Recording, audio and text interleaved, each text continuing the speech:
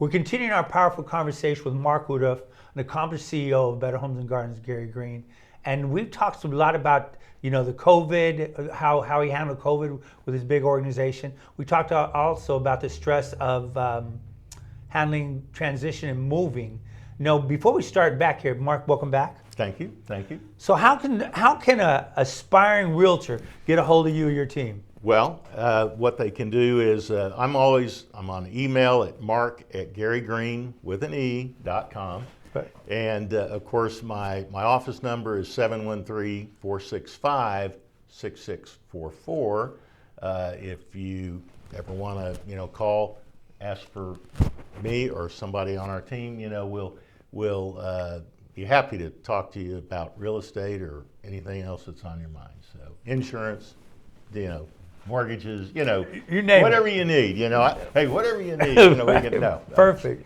Perfect. We're looking at the website right here.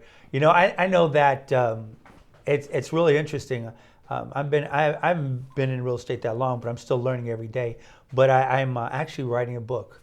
About 6 chapters in, it's going to be, I'm going to call it the doomsday. It's like between graduation and picking your brokerage, no man's land, right? Yeah. But so you were talking earlier that when you talk to classes of new realtors and even some, aspiring realtors that are transitioning over, you tell them take a look to the left and take a look to the right because about 80% of the people are not going to be there. Why do you feel that is? I think it's because there is a narrative, perhaps, that we've created somehow ourselves about how glamorous this business might be. Right. You look at beautiful houses all the time, drive around in a nice car, whatever the narrative is. Sure. Right?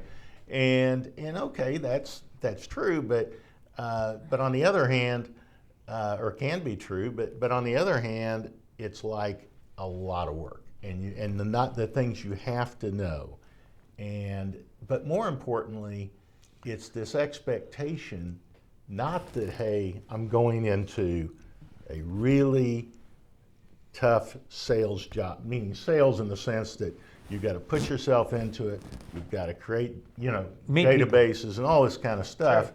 And then you've got to show up and work. A lot of people just think business is going to come to them and fall in their lap. Right. They're like, I'm ready to go, and it's Right. like, you are?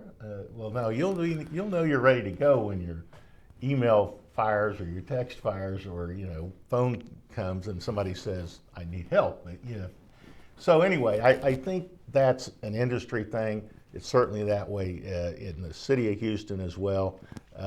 We had 35,000 realtors pre-COVID. We've got still almost 50,000. Really? Now, you tell me. I mean, did we really need that many people to come in to So handle it? what percentage, I was hearing at one time, and you got to correct me on this, that over 45% of the realtors in HAR didn't sell a house last year. That's right. So they're paying all these fees and not really selling anything. I know the one thing I always tell everybody is being a realtor is the hardest leadership challenge you'll ever face. Leading people, you can tell them what to do, you can follow up, and you can make sure things happen. But leading yourself, that's the key. The key is, the other part is, a lot of people that come into the business, maybe most, have come from a type of career job where there's structure. they get told what to do. Yeah, there's a lot of structure. Sure. And then every 2 weeks or whatever, a paycheck shows up. Right. Well, I think the hard part is like, well, people will say, and when they come in, oh, I like the flexibility. They say 3 things: I love the flexibility, I love people, and I love looking at houses. And I sometimes will quip, and I probably shouldn't say it here on this thing, but I will. Okay. I say, well, guess what? In 90 days, you won't like any of those 3. Okay. Okay. Because it's not that easy. But No, seriously, for sure. Seriously, the lack of structure is the big one.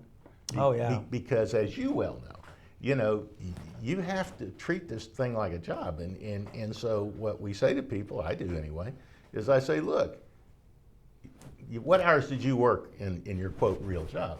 Whatever, 8 to 5. Well, then every morning you be showered up and you be sitting at your desk at home or in the office at 8 o'clock. Just because if you're not in the mindset and you're not ready to go, then you're not at work. I know that's my wife. So my wife are like night and day.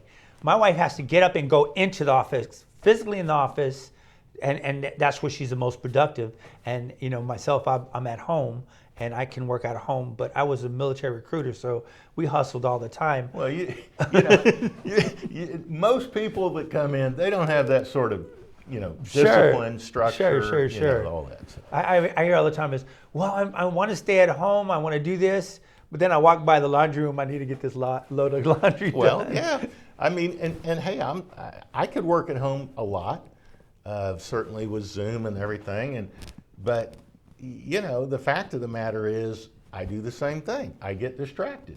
Now, but I'm also the type that if I'm in the office and I can get the energy from people being there, and of course, with realtors in particular, what they don't realize is that other realtors may have somebody call that they can't handle, and if they're sitting there, 100%. you know, and so you just missed it if you're sitting home going, well, wait a minute, I got to take a shower and I got to, you know.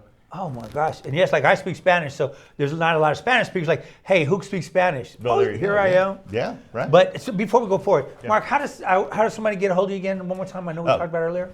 Mark at Gary Greene with an E on the end of Greene.com, 713-465-6644. So, what is the biggest challenge you feel for the realtor today? You know, I think that it's recognizing and accepting, frankly, change. Okay. You know, because I say this often too. Not everybody cheers it, but I say, as a industry, and certainly we're a subset of that, we have more people that resist change than embrace it a lot. Okay. And then I say, well, let me ask you a question. Does it strike you as odd that for an industry and for professionals that make their living helping other people change, that we can sit here and say, when it's about us, we don't want to change? I mean, that to me is totally incongruent, you know? Sure. But 100%. I will tell you that the people that are the 85, 90% of the people that do that much of the business, you know, well, the 10% that do 90% of the business, they understand change. Sure. You know, and because, hey, nobody had to tell them that, hey, the internet, it's a thing now, or, you know, or, hey, you know, texting, or, you know, social media. I mean, go down the list, you know. I mean, they didn't come, you know, kicking and screaming. They saw the opportunity and ran to it. And so that's probably the big, you talk about why so many people are challenged with, you know, I mean, if they do get it past the 80%, then they tend to want to just keep doing what they're doing. But, you know, in any business and in life, and you said it earlier, to me, it's all about, you got to be a lifetime learner. You know? Right. Which is my wife, not me. I'm trying. Well, you know, but the thing is, I heard a quote, actually a video from a college basketball coach, girls basketball team. They're in the championship this past year, and their coach was saying, they were doing a halftime talk, and the talk was like, well, we just wish it wasn't so hard. And the coach says something, and I thought, and I've said this to all of our people, don't wish it's easier, wish you were better. Nice. Get better, because, you know, it's not going to get easier. And the other thing is, if it was easy, everybody would be doing well at it, you know. So, you know, I heard one of the other things I heard, and there's so many statistics here now, that I heard that the real estate license is the second most attained license in the state of Texas, other than the driver's license. Is that right? Well, I don't know, but I can tell you there's 238,000 licensees In the state of Texas. in the state of Texas. Wow. I can tell you 200,000 of those are probably realtors, the others aren't. But I will also tell you that while during 2020, 21, and 22, those numbers grew 30%, just kind of like happened in the Houston area. I will tell you that the new license applicants today has been down double digits for the last 3 years. Now, the renewal rate's still about 79 or 80%. Okay. But the number of people that have raised their hand and said, oh, I want to get into this business, it's definitely coming down.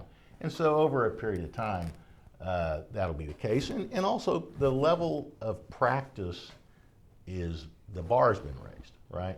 So you've got a decision to make even if you've been in it a long time, because you well know, I mean, hey, you're just not going to be able to walk away from some of these changes, right? Because no, not at all. It's the law. So those decisions are being made. But, I think that in the main, the best people are doing more because they learn that, they're more aggressive and they're learning.